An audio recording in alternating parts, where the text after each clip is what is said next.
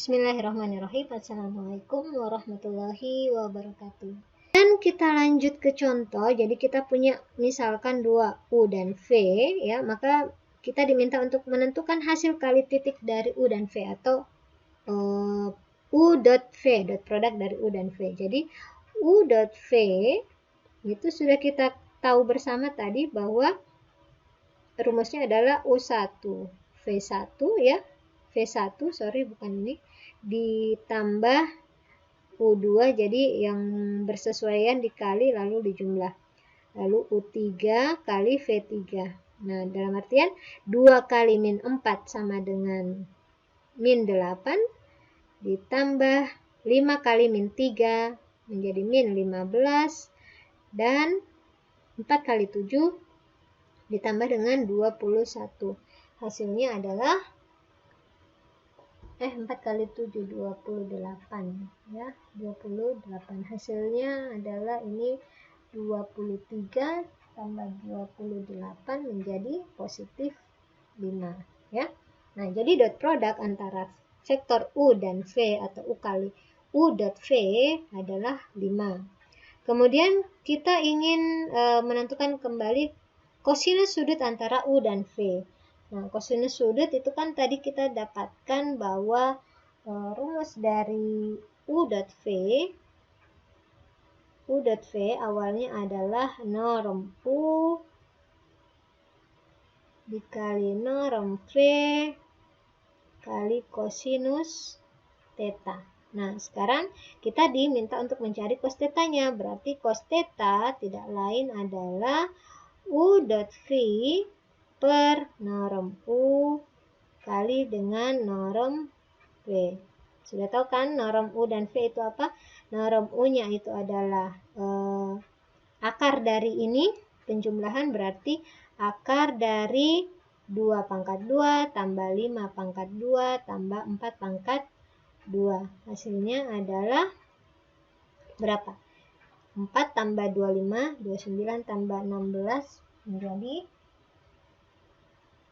akar 49 ya, akar 49 atau 7 ya. Nah, kemudian untuk norm V itu adalah akar dari vektor V-nya menjadi min 4 kuadrat ditambah min 3 kuadrat ditambah 7 kuadrat.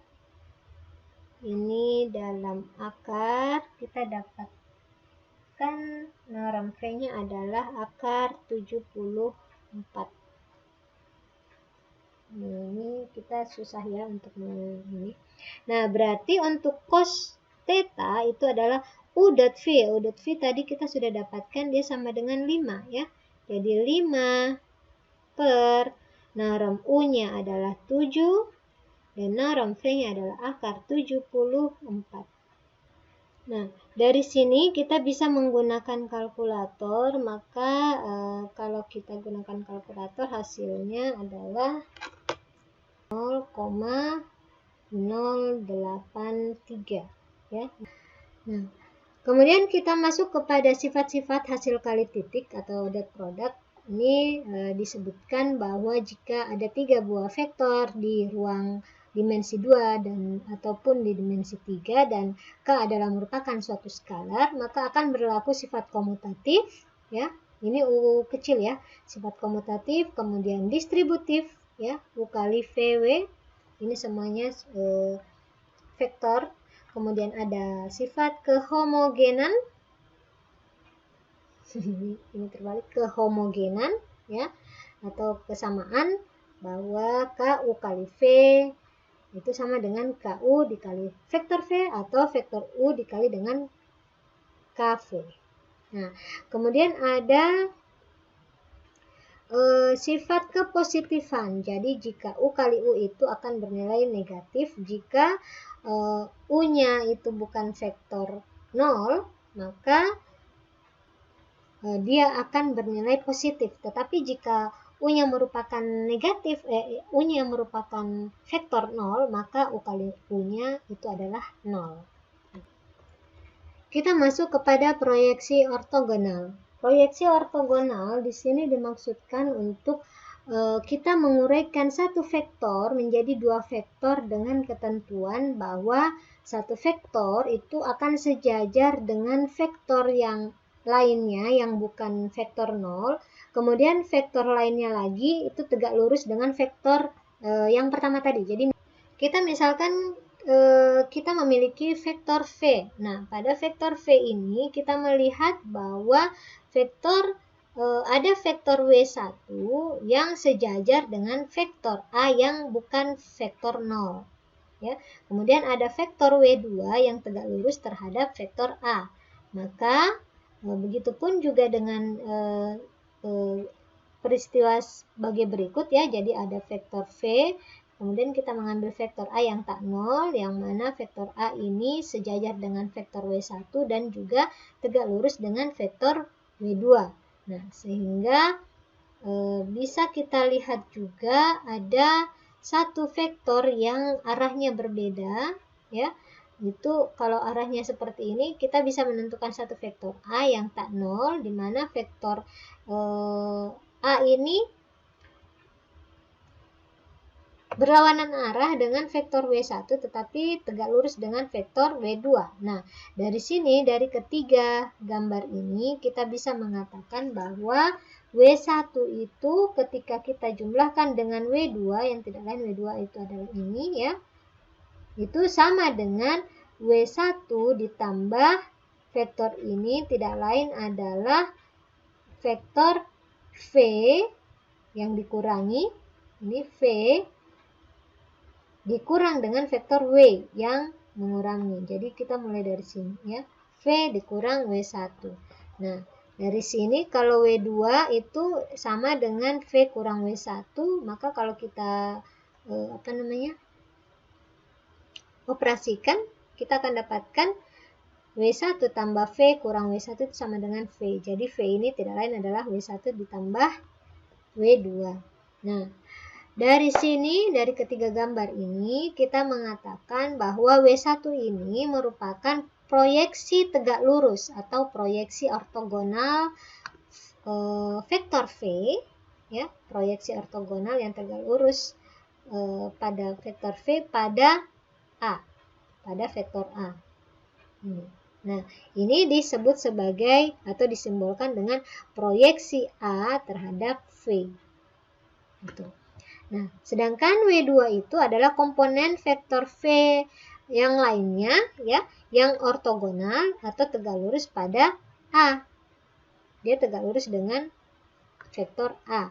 Di mana W2 ini kita sudah dapatkan di sini tadi hubungannya itu sama dengan V dikurangi dengan W. Ya, ini V dikurangi dengan W atau W1, maaf ya. Jadi V dikurangi W1. Sedangkan W1 tadi itu sama dengan proyeksi A terhadap V. Jadi W2 itu sama dengan vektor V dikurangi dengan proyeksi A terhadap V. Jadi ini harus kita ingat-ingat simbolnya ya. Nah, karena proyeksi A terhadap V itu tegak lurus terhadap A, maka kita dapat mengatakan bahwa norm V dikali dengan cos theta yang positif ya, di mana cos theta ini tidak lain adalah V kali A per norm V dikali norm A. Karena theta tadi ini kan terbentuk dari vektor V dan vektor A ya. Ini vektor V dan vektor A. Jadi kita tuliskan bahwa cos theta itu adalah V dot A per norm V kali norm A. Nah, kalau kita operasikan secara aljabar berarti norm V ini saling inverse yang menghasilkan tinggal harga mutlak dot produk antara V kali A per norm A. Lalu karena ada vektor yang sejajar dengan vektor A ataukah dalam hal ini W1, maka norm ini dikalikan dengan vektor satuan yaitu A per A norm A. Sehingga proyeksi yang ini tadi itu sama dengan VA, ini kita kalikan dengan A per norm A, berarti norm A-nya menjadi 2 atau pangkat 2 dikali dengan A.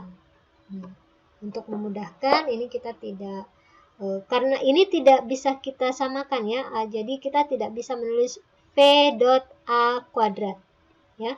Jadi ini di sini adalah merupakan suatu vektor ya. Nah, di sini adalah hasil dot produk atau hasil kali titik ya, hasil kali titik.